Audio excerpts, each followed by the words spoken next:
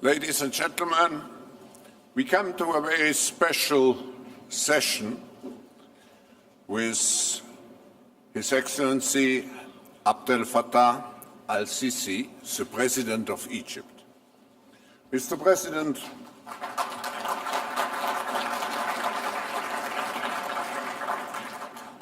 I express a very cordial welcome to you to come here to our annual meeting of the World Economic Forum.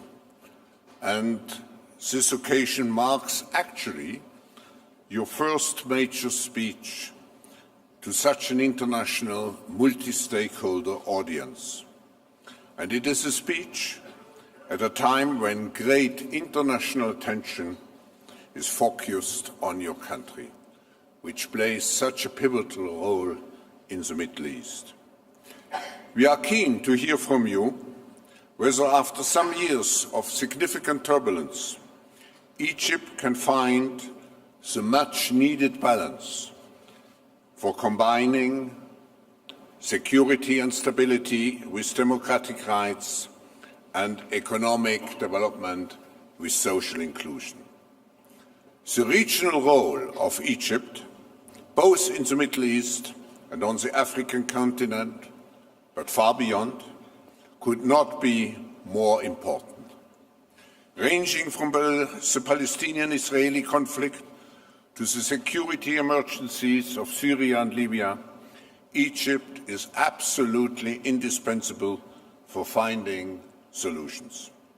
Over the past year, your country has greatly strengthened its regional engagement, which is, of course, of key importance for security and peace.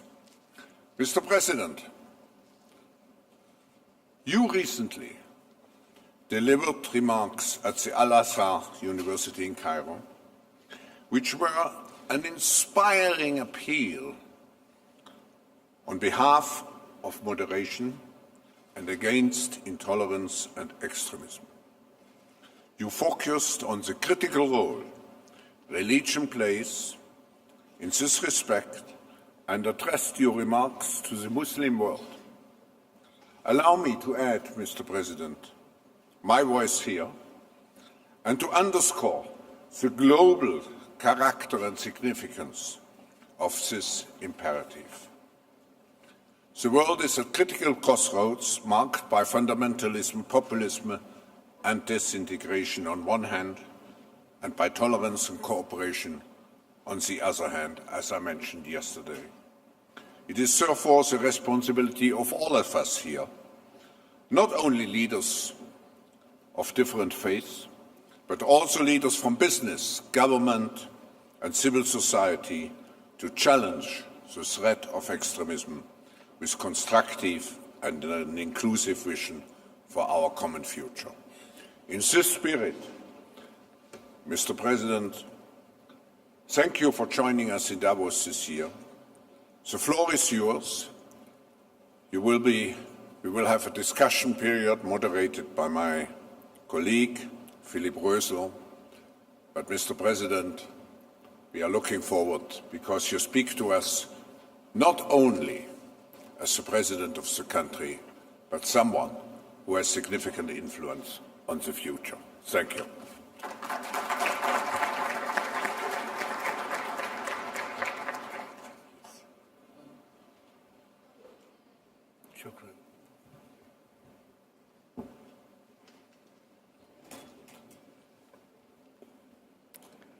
بسم الله الرحمن الرحيم. In the name of God, the merciful, the compassionate. اسمحوا لي قبل ما ابتدي كلمتي لكم جميعا ان انا اشكركم ان انتم سمحتم لي ان اكون موجود معاكم في هذا المنتدى واوجه لكم التحيه والتقدير والشكر على ذلك. بروفيسور كلاوس شواب، اصحاب السمو والمعالي، السيدات والساده، Your أود في Highnesses, البداية أن أعرب عن Excellencies, شكري ladies and gentlemen, للبروفيسور first شواب and foremost, I would like لما to thank تمثله Professor دعوته Schwab للحديث because إليكم من his تقدير لمصر invitation to me to والمصريين. speak expresses كما the أعرب high عن regard in اعتزازي which he بالانتماء holds إلى Egypt بلد and its people. ساهم I am عبر extremely التاريخ proud في بناء to الحضارة come from a الإنسانية country which participated ولا throughout يزال the ages يواصل in building human العطاء civilization. للبشرية My country still بفضل ما continues to منحه give to الخالق من humanity هبات because of all في of the gifts مقدمتها and resources شعب it was مصر blessed with. الذي لا Foremost تزيده amongst المصاعب these resources إلا عزما وتصميما على is our اجتيازها human resources, and ولا the تمنع more التحديات difficulties الجسيمة our people عن face, the خوض more determined they غمارها become to والخروج overcome منها them. مكللا بالنصر And they always ومتواضعا في overcome فخر. challenges and come السيدات out of them feeling والسادة victorious إن and الصعاب with a feeling of والتحديات modest التي أشير pride. إليها Ladies ليست and مجازية gentlemen, أو the من challenges قبيل I have المبالغة alluded to are لكنها not حاضرة exaggerated. وضاغطة They are على كاهل extremely الشعب present in المصري Egypt, الذي and they يواجهها are a بكل large شجاعة. burden بل أزيد on the أنها shoulders لم ولن of the people تمنعه of يوما من أن Egypt. But يطمح the في people of ذات Egypt الوقت are extremely إلى courageous, مستقبل and challenges أفضل and difficulties have never لذاته stopped them ولأمته from aspiring to a العربية better وللعالم future ككل. for their country and also فالتاريخ for the القريب Muslim and يشهد Arab nation على قدرة and for the وحكمة world ووعي at شعب large. مصر Recent events الذي أزال حكم الفرد have shown عندما تجاوز the الشرعية abilities, the wisdom and ولم the awareness يتردد of the people of في نزع Egypt. الشرعية They did ذاتها not عمن hesitate أرادوا أن to strip يستأثروا بها legitimacy وأن from يسخروها those who لتطويع wanted to الهوية المصرية monopolize it and to use it to والانحراف change بها the عن identity سماتها of Egypt التاريخية and من تنوع veer with it وإبداع away from وانفتاح its على العالم. historical ولا بد لي characteristics. هنا من الإشارة إلى ضرورة In this التعويل context, I must على emphasize وعي the الشعوب necessity of relying on the والإنصات awareness of the لصوتها people and listening to فتلك their voice. الملايين The التي millions فاجأت who very العالم recently في surprised ميادين the فرنسا world on بالأمس the القريب streets of France إنما هي are امتداد an extension للملايين of the millions التي who فاضت flooded بها Egypt's ساحات مصر squares منذ عام almost a ونصف year and a half تقريبا ago. إن المعركة The واحدة struggle is ونفس one. الإرهاب يحاربنا It is one لفرض رؤيته against the very same لأنه يرى terrorism that فينا aims to impose جميعا on all of نقيضه us its vision, since it دون sees us تفرقة all على as its أساس enemies, العرق أو الديانة irrespective of differences فالدماء of race التي or يلقيها religion. الإرهابيون في The مصر blood that والعراق terrorists spill in وسوريا Egypt, Iraq, وليبيا Syria, Libya, وفي نيجيريا Nigeria, ومالي Mali, وكندا Canada, وفرنسا France, and ولبنان Lebanon لها is all of the same كلها color. نفس اللون ومن ثم فلا بد أن تتضافر We جهودنا must therefore mobilize جميعا all our للقضاء على efforts تلك to eliminate الآفة the أينما scourge وجدت wherever it من خلال exists التعامل by الشامل dealing مع كافة comprehensively with all its مكوناتها constituent ولو parts, اختلفت مسمياتها regardless of the different names it وأن operates نتصدى under. لها بالتعامل This must be الواعي done in مع الاعتبارات full السياسية awareness of the political considerations التي that أفردت have لها given مساحة such movements للنفاذ إلى space to مجتمعاتنا penetrate our بالإضافة societies, إلى تعاوننا فكريا and through وثقافيا increasing وأمنيا cooperation in فضلا عن intellectual, تكثيف cultural, تبادل and المعلومات security بيننا domains, in addition to وحرمان exchanging المنظمات information الإرهابية in a more من intensive استخدام manner amongst أدوات ourselves, and التواصل working to الاجتماعي prevent terrorist وشبكة organizations المعلومات from using social لنشر دعوات media and the الكراهية internet to والاستقطاب spread incitement and hatred والاستقطاب and لبعض to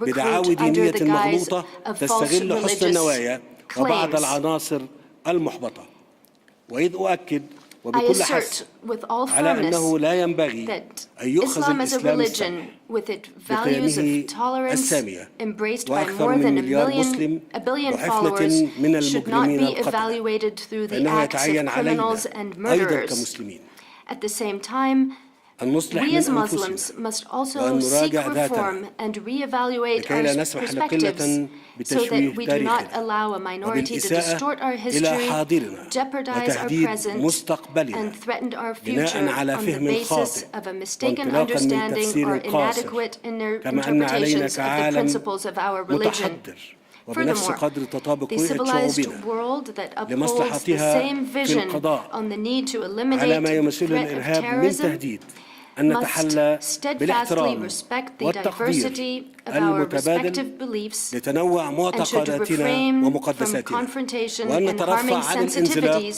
نحو that التشاحن are والإيذاء exploiting الذي to يستغله promote evil المغرضون goals and للترويج formulate the لأهدافهم perceptions that الشريرة conflict between us, والإيحاء that بوجود conflict between us is فجوة inevitable. وصراع حتمي فيما بيننا.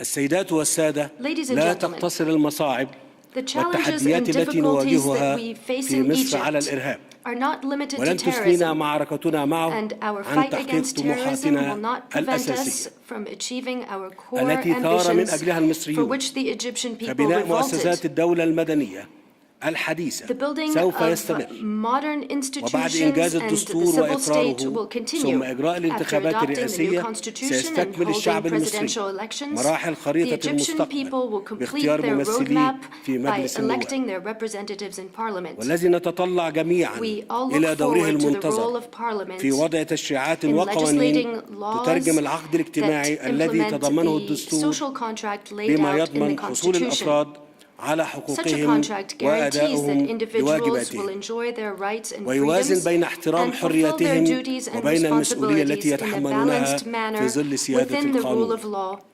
وتساوي الجميع أمامه بغض regardless النظر of gender عن or الجنس belief. أو العقيدة. كما نتطلع We also أيضا look forward إلى to ممارسة the نواب oversight الشعب role المصري members of parliament بدورهم will في play الرقابة to والتشريع demonstrate على a اختلاف number of political توجهاتهم perspectives that وانتماءاتهم truly السياسية reflect a التي variety يعبر of ideas. تباين الأفكار فيما بينها عن التنافس من أجل الوطن وليس Having الاختلاف على said الوطن. this, كما يتواكب مع كل ذلك also need to عمل work جاد seriously ومتواصل and لاستيفاء continuously متطلبات to ثورتي meet مصر the demands of في the two إطار رؤية Egyptian تنموية شاملة revolutions للتحديث within the الاقتصادي framework of a والاجتماعي comprehensive, تهدف إلى sustainable, and الانطلاق developmental نحو vision آفاق for رحبة socio-economic تؤمن modernization حصول that aims المصريين at على opening حقوقهم new في horizons العمل وفي and الحياة guarantees the الكريمة rights of من Egyptians to خلال employment استغلال and a الإمكانيات decent الهائلة life through the للاقتصاد full المصري utilization of the لثرواته enormous capacity المتعددة of the Egyptian وعلى economy رأسها and الثروة its البشرية diverse resources, وطاقات in شبابه particular الذين its human resources يمثلون ما and يقرب من especially its ثلثي عدد youth, who السكان، represent around ويتطلب 2/3 of the تنفيذ تلك population. الرؤية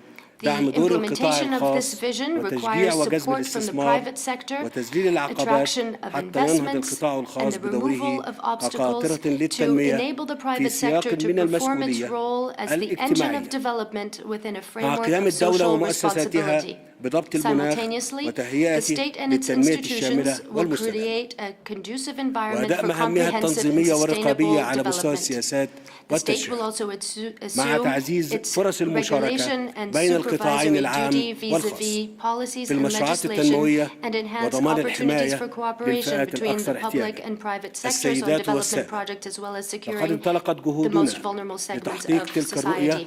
من Ladies and تعزيز gentlemen, الثقة في our الأداء efforts to الاقتصادي achieve this vision are المصري based on our وفي قدرة confidence in the الحكومة performance of the Egyptian والتزامها economy and بتطبيق in the سياسات capabilities of the وبرامج government تهدف and إلى its تحقيق commitment to التنمية execute الشاملة policies that tackle والمستدامة the structural problems of the economy. واستمرارها في التصدي These للمشاكل efforts are الهيكلية based on the following التي main طالما عنا pillars. منها الاقتصاد First, وهي الجهود التي adopting sound ترتكز fiscal على and المحاور monetary الرئيسية policies الآتية. by reducing the budget deficit.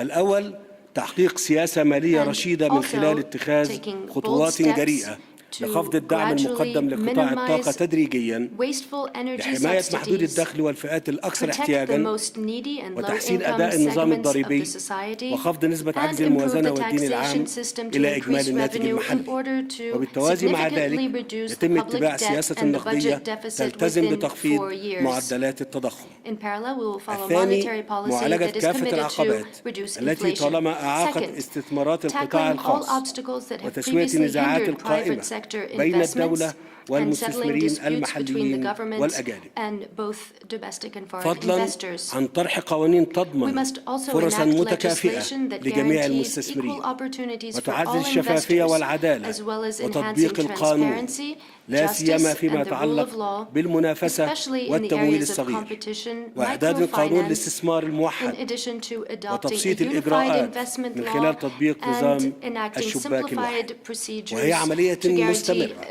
تهدف effectiveness لإرساء of بيئة the استثمارية one-stop shop جاذبة system.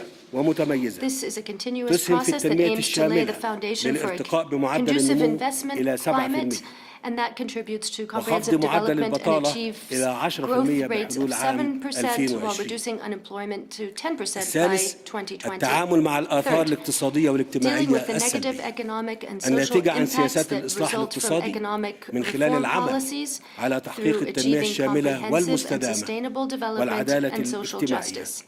ولتحقيق To ذلك achieve this, نسعى we seek لتوفير to مزيد من provide فرص more job العمل opportunities, باعتبارها حقا لا expand ينبغي small and التغاضي عنه medium-sized من خلال enterprises, التوسع في المشروعات الصغيرة and also والمتوسطة give special مع توجيه attention اهتمام خاص to بالشباب youth and women, والمرأة.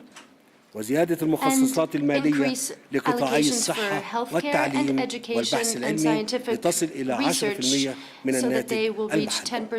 الرابع، تحسين وتطوير البنية الأساسية في قطاعات النقل والمواصلات من خلال توفير المزيد من المخصصات للاستثمار في هذه المجالات، على أن يتم تمويل شق منها عن طريق الموازنة العامة للدولة، وشق آخر من خلال التعاون مع شركاء التنمية، وحث الصناديق السيادية على الاستثمار فيها، بالإضافة إلى تطوير آليات المشاركة بين القطاعين العام والخاص لتخفيف عبء تمويل مشروعات البنية الأساسية وتحقيق المشاركة المجتمعية في بناء مصر المستقبل. الخامس، تحقيق الإصلاح المؤسسي من خلال تعديل القوانين المنظمة للعلاقة بين الحكومة والقطاع الخاص وقوانين مكافحة الفساد وإعادة هيكلة نظام المعاشات.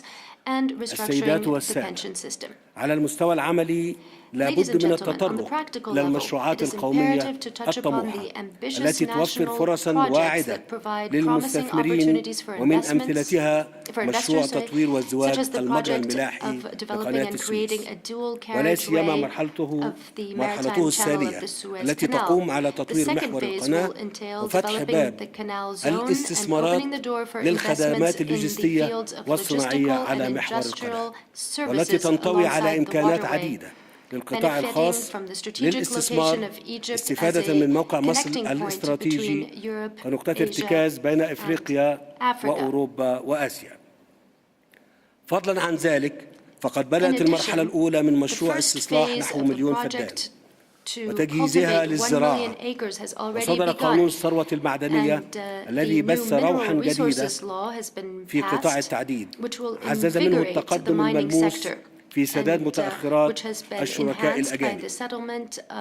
صحب ذلك كله تعديل أسعار الوقود، مما يحفز عمليات البحث والتنقيب عن الغاز والبترول، الأمر الذي بدا جليا في إعلان شركات كبرى عن خطط تهدف إلى الاستثمار بقطاع الغاز والنفط رغم الهبوط الحاد الذي تشهده أسعار النفط في الأسواق العالمية.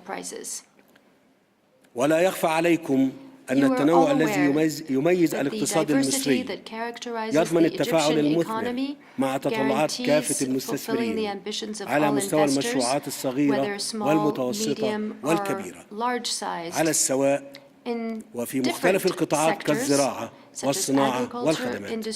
ومن هنا يسعدني أن أوجه الدعوة إلى كافة الشركاء الباحثين عن فرص جدية للاستثمار للمشاركة في مؤتمر دعم وتنمية الاقتصاد المصري مصر المستقبل في مارس القادم بشرم الشيخ، وذلك للتعرف على المشروعات المتاحة والمزايا التي توفرها بيئة الاستثمار في مصر، فضلا عن فرص التعاون للاستفادة من الخبرات والتكنولوجيا لتحديث قطاعات مثل الغزل والمنسوجات والصناعات الهندسية والإنشاءات ومواد البناء.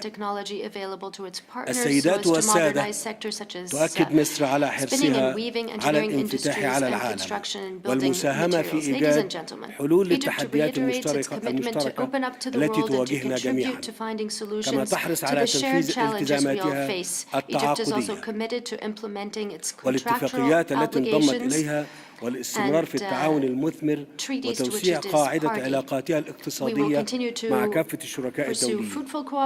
إن هذا الحرص ينبع من إدراك حقيقي بأنه لا يمكن لأي طرف أن يحقق أهدافه الوطنية في عزلة عن العالم، إنما في المقابل على العالم بدوره التكاتف لتهيئة الظروف المناسبة التي تكفل لكل الأطراف الاستفادة الحقيقية من الاندماج في الاقتصاد العالمي. فلا شك أن الحوار في عالم اليوم حول سبل تحقيق التنمية المستدامة، خاصة ونحن بصدد تقييم استحقاق الأهداف الإنمائية للألفية وصياغة أهداف جديدة للتنمية لما بعد 2015، وكذلك وضع أسس جديدة لمواجهة تحديات تغير المناخ. لا بد أن يتطرق إلى المعطيات الدولية التي نعمل في إطارها، فرغم أن العولمة قد حققت مكاسب للكثيرين، فإنها تثير أيضا مشاكل عديدة وراء تأثيراتها على النسبة الكبرى من سكان العالم الذين لا يتمتعون بحماية اجتماعية وخاصة في القارة الإفريقية. فضلاً عن الفجوة الكبيرة والمتزايدة بين الدول المتقدمة والدول النامية، خاصة فيما يتعلق بزيادة معدلات الفقر والفجوة التكنولوجية، بالإضافة إلى ارتفاع معدلات البطالة في الدول النامية. في ذات الوقت فإن مصر الجديدة على وعي كامل بأنه بقدر حاجتها للانفتاح على العالم لتحقيق طموحات شعبها، فإنها تعي أيضاً حاجة محيطها المباشر العربي والإفريقي والأوسع دولياً إلى إسهامها لتدعيم الاستقرار وإلى التعامل مع التحديات التي تواجهنا جميعاً، إذ طالما كان دور مصر إيجابياً قائماً على مبادئ راسخة تتمثل في ميثاق الأمم المتحدة والقانون والشرعية الدولية. ولسوف تظل مصر ساعية لإنهاء الصراع الفلسطيني الإسرائيلي على أساس حل الدولتين الذي يكفل حصول الشعب الفلسطيني على حقوقه المشروعة، بما في ذلك إقامة دولته المستقلة وعاصمتها القدس الشرقية، باعتباره السبيل الوحيد لكي تحيا كل شعوب المنطقة بما فيها الشعب الإسرائيلي في أمن وسلام. كما سنواصل السعي لحماية شعوب سوريا وليبيا والعراق واليمن من الدمار، واستمرار إزهاق أرواح الأبرياء من خلال حلول سياسية تضمن سلامة ووحدة أراضي تلك الدول وتحترم إرادة شعوبها العريقة والتي تشكل مكوناً لا غنى عنه في منظومة الأمن القومي العربي، التي تمثل حلقة هامة في تحقيق الاستقرار والسلام في العالم. كما نستمر في الإسهام بكل قوة في قضايا القارة الأفريقية ونعمل على إطلاق قدراتها التنموية انطلاقاً من وحدة الانتماء والمصير. السيدات والسادة، كانت تلك هي ملامح السبيل الذي تنتهجه مصر بالعمل الدولي وبالفكر المستنير، تقودنا إرادة ثابتة ورغبة صادقة وإيمان حقيقي تنبع كلها من إدراكنا للمسؤولية التاريخية التي نحملها ولموقعنا الفريد ولدورنا الرائد في إقليمنا وفيما وراءه، ومن وعينا بضرورة التعاون الدولي مع تعدد التحديات وتشابكها في ظل انكماش أطراف عالمنا وتقاربها، كلما ازداد رصيده من المعرفة والإبداع العلمي. وسنمضي على ذلك السبيل من أجل التغلب على الصعاب والارتقاء إلى مستوى التحديات التي نواجهها، ولترسيخ الثقة في قوة اقتصادنا وسلامة السياسات الحاكمة له، ولتحقيق الاستدامة والإنتاجية بما يكفل عوائد متميزة للتنمية تتجاوب مع تطلعات المصريين وتفي بحقهم الأصيل في حياة كريمة ومنتجة. إنني على يقين من أن جذور الثقة التي سوف نشيدها سويا ستسهم في تحقيق آمالنا في حاضر أفضل ومستقبل أكثر رخاء وازدهارا لمصر ولكم جميعا، وشكرا لكم.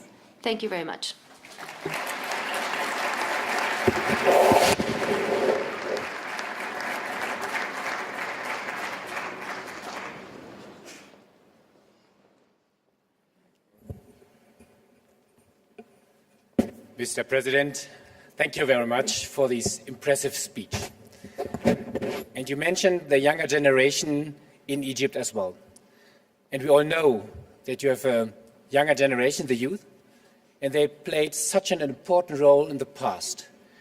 My first question is, given that the World Economic Forum is very much engaged in the youth, with the Global Shapers community, and with our YGLs, so young global leaders, what is your message from today to you youth, to the younger generation in Egypt in order to give them hope into new Egypt?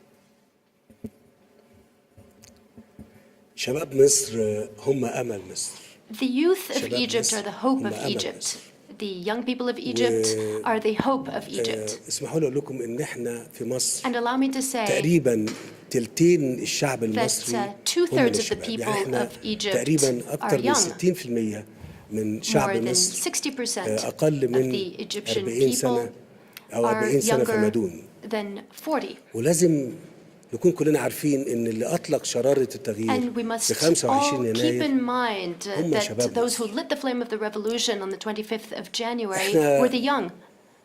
حريصين جدا جدا على إن إحنا على المستوى السياسي At the والاقتصادي political والاجتماعي level, at the economic level, and on يكون the في social level, حظ كبير قوي قوي لهذا We الحجم من الشباب. want to give as much وبنشجع opportunity as القوى السياسية possible to this والأحزاب segment السياسية في مصر على of the إن هم population, and we يضموا encourage إليهم political الشباب. movements and وإحنا على political مستوى parties in الحكومة Egypt to include them. أنا على مستوى الرئاسة على سبيل المثال And at the level of the تقريبا presidency, كل المجالس التخصصية اللي موجودة all of أكثر من 50% منها the councils شباب we have وامرأة. created are comprised to the level of 50% في وقت of young قليل people. جدا جدا إن نجهز ونعد شبابنا In a very إن short period هم of time, we are trying to المناصب prepare our المختلفة youth في so الدولة that they will عشان be able to hold various دي positions in government, مصر المستقبل هم so هيكون that they لهم can دور كبير build فيها. the Egypt of على the المستوى future in الاقتصادي which احنا they will موجودين هنا play النهاردة such an important role. عشان نقول لكم On the وللعالم economic كله من level, I خلالكم would like to say to the إحنا world محتاجين through you today استثماراتكم that we need your وبنرحب investments, بكم في مصر للعمل. and we وده welcome كل you to الهدف منه Egypt إن احنا to نوجد work فرص there, عمل because our لهذا goal الشباب is to لأن create احنا لازم jobs نعترف for young people. إن عندنا بطالة Because بالملايين we في must مصر. recognize that there are وده مش millions of هيكون unemployed people أبداً in Egypt. يعني في فرصة للتغلب على هذه المصاعب إلا من خلال And we will not be able to overcome our نحن challenges and difficulties if we do not create real jobs وبقول مرة for our تانية young. وبأكدها بقول نحن And I would like to اتخذنا مجموعة say إجراءات once again اقتصادية that we have taken a number of محفزة economic جداً measures which will وواعدة provide جداً جداً لكل incentives and which المستثمرين are very promising المصريين to أو المحليين investors, whether they والأجانب be للعمل والاستثمار في Egyptian مصر. or foreign, and we hope that they will come to invest in ده Egypt. على في الصعيد الاقتصادي بالإضافة لكده In احنا addition بنبذل to جهد these كبير جداً economic في إعداد measures, وتأهيل we are الشباب deploying great efforts عشان to يكونوا train and لديهم prepare our فرص youth عمل كمان so that من خلال إعدادهم they وتجهيزهم will be في مراكز able تدريب فني تتلائم مع to الوظائف have the necessary capabilities سبل to العمل hold jobs, المتاحة خلال هذه المرحلة and سواء كان في that their مصر أو skills will حتى be خارج adapted مصر. to the job market اللي أنا عايز أقوله within لشباب Egypt مصر and إن إحنا outside.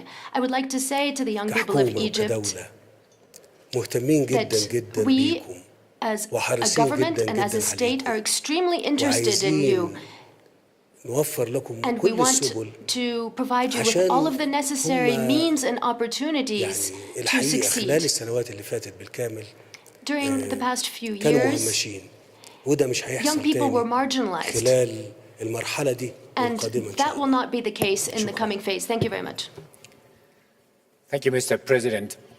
Professor Schwab mentioned in his introduction your remarkable speech at the Al-Azhar University in Cairo. And in particular, you mentioned a revolution in religion. Please, Mr. President, in order to fight against violent extremism, can you elaborate what does it mean? خليني أقول إن I should like to say the إحنا following. سماحة الإسلام ما بقتش Islam واضحة للعالم is a كله tolerant خلال religion, السنين الطويلة but 20 this 30 wasn't سنة always اللي clear فاتت. to the rest of the world العمليات during الإرهابية the last 20 or والشكل 30 القبيح اللي years. قدم به The المسلمين بشكل أو terrible بآخر terrorist للعالم attacks هو اللي which دفعنا we إن have إحنا seen, نقول إن and this إحنا terrible محتاجين image أن of Muslims نتوقف is what led us to think that we must تنقيط خطابنا stop الديني and من think الأفكار المغلوطة and التي أدت إلى هذا التطرف change وهذا الإرهاب. the religious discourse ده and مش remove هيقوم from بيه it غير things that have led to علماء الأزهر violence وعلماء and الدين extremism. المهتمين The leaders of Al-Azhar بالإسلام وبحال and الإسلام religious والمسلمين أمام leaders العالم. who are interested ده in the image of Islam الرسالة اللي in the تم rest of توجيهها the داخل world. الأزهر لأن هم معنيين We're very interested in the speech I gave at Al-Azhar يتعاملوا University. مع الخطاب الديني because they're interested in the religious discourse and in modifying it to adapt it to the present. There can be no religious discourse which is in conflict, which is environment and with the world. And therefore, we Muslims need to modify this religious discourse, and this has nothing to do with conviction and with religious beliefs, because those are immutable. But we're talking about the discourse. We need a new discourse that will be adapted to a new world and which will remove some of the misconceptions. And there are things that we must all take into account in our dealings with one another, because no one can monopolize the truth. No one should believe that he or she has the truth with a capital T. And no one should believe that his or her convictions or ideas are better than anyone else's. And this applies not only to the Muslims, it applies to everyone throughout the world. And I think that the whole world should stop to think and take stock and think about certain things which could provoke other people or hurt their feelings. We should think about all of this. And if we want to create a civilized, humane environment, then we must respect each other's cultures and beliefs. Thank you very much for this content, for this answer. Mr. President, you will have again this year in Egypt elections, parliamentarian elections very likely in March. So my question is, how will you use this democratic momentum in Egypt in order to strengthen the social inclusion and as well the social cohesion?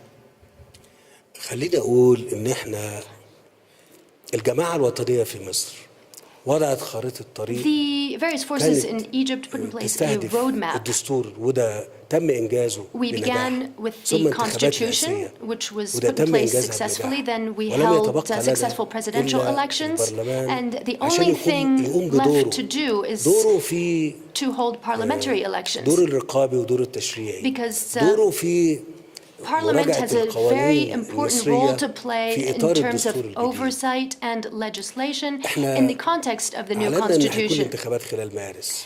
We announced that elections will be held in March. يؤكد إن إحنا جادين جدا في مصر على إقامة حياة ديمقراطية extremely serious in our efforts to create a democratic system in Egypt in which everyone can participate. المناخ الاقتصادي اللي احنا بنتكلم عليه. We talked about the economic environment. عارفين إن هم داخلين على دولة كاملة And investors who come to Egypt must be aware that they are in a complete created state. Mr. President, given the time, my last question. Under your leadership, Egypt played an important role in facilitating the ceasefire in Gaza. It was for the global community very encouraging. So my question is, will you go ahead with this important and crucial role for the world? And hopefully yes, and if yes, what kind of role are you planning for the near future? مصر كان لها دور محوري دائما. Egypt has always played a central role. اللي خطت خطوات جادة نحو السلام. And it was the first country which took في الشرق الأوسط serious steps to achieve peace in the Middle East with Israel. أتكلم بتوسع شوية في النقطة ديت وأقول I would like to elaborate on this a bit. تصور ودائما في واقع بينتج عن تنفيذ هذا التصور. We must always start with a vision, because then the reality emanates from the vision. السلام في مصر وفي معاهدة السلام بين مصر وإسرائيل إن يكون Before the peace agreement was signed with Israel, no one would have imagined that peace with Israel would take the form that it has. I would like to take the opportunity of us being here together today to say the following to the world. If we are able وشجعنا عليه reach peace كلنا. between Israel and Palestine. If we هيبقى في all واقع جديد في encourage المنطقة. that happening, we واقع will create a جديد new reality in the region. هيبقى أكثر من مبدع لو إحنا قدرنا نحققه. And if we can do that, that أنا will go بكلمكم beyond صحيح. innovation. تصوروا What I am saying to you is true. يعني ما كانش حد قادر يعني يسافر في عقل ووجدان الرئيس السادات لما No طرح one could have تصوره للسلام. imagined what كانش حد President قادر Sadat يشوفه. was thinking when he presented لكن his vision for الزمان peace. والتغير والسنين أكدت The إنه years have gone by, صواب رؤيته and وعبقرية time فكرته. has proven ده اللي أنا عايز أبني that عليه his ideas were visionary دور بقى مصر. and correct. خلال يعني مش هنختزله فقط في إن إحنا I بذلنا will جهود talk about كبيرة the جدا role of عشان إيقاف Egypt. إطلاق النار بين We not only played a إسرائيل role وبين in achieving a قطاع ceasefire غزة. لا between إحنا Israel كنا and حريصين على Gaza. إن الأمر ما يوصلش لكده يعني إحنا كنا بنبذل Before جهود that, we had عشان الأمر ما made يتطورش efforts لكده so that we ثم would الجهود not بذلت لإيقاف have to إطلاق reach النيران ثم a time لإعادة when we إعمار would have to work towards هنا a ceasefire. We had hoped that that would not happen. مصر هتفضل تقوم بدورها Egypt will continue to play its وتبذل role, كل جهودها and it will وتشجع spare على no إقرار effort سلام in encouraging حقيقي all parties وإقامة دولة to فلسطينية reach على الأراضي real التي تم peace and to احتلالها في عام establish a 67 Palestinian state on the land which was القدس. occupied in ومستعدين 1967 إحنا والعالم العربي اللي with احنا its ننظر في كل capital, East الأفكار Jerusalem. التي تشجع We وتؤمن welcome الطرفين all ideas الإسرائيلي والفلسطيني على الإقدام على هذه الخطوة which اللي أنا will بقول encourage the Palestinians هتعمل and the واقع Israelis to جديد reach لا peace. And تتصوروه like I said, في if we منطقة were الشرق to reach الأوسط peace, we will create a new وهتؤدي reality that إلى cannot yet مزيد be imagined من in the Middle East. الاستقرار And that will lead to more لا يمكن أبدا stability, نتصوره وهتقطع a كتير degree of stability that we cannot من even الطرق imagine now. على الفكر المتطرف والإرهاب في هذه المنطقة. That will hamper the efforts of terrorists and extremists in the region. Thank you. Mr. President, I think the reaction indicates that the Davos community, as well as the global community, counts on Egypt and counts on your leadership. So again, thank you very much for all your contributions. Thank you very much for all your insights, because you know, the annual meeting is a great opportunity to get some content, but as well to learn about personalities. Who is the leader who leads such an important country like Egypt? So thank you very much for this insight as well, and I wish you good luck for your country and for all your people. Let me interrupt here, please. أنا عايز أقول لكم إن القائد I الحقيقي would like to say that the real leader هو الشعب المصري. is اسمحوا the لي إن أنا people of أستغل Egypt. وجودي معكم هنا Please allow وأطلب me منكم to take الحاضرين advantage إن of my أنتم توجهوا presence تحية here لهذا to الشعب العظيم. ask فضلك. you تحيا to مصر طبعا. salute the great people of Egypt. Excellent.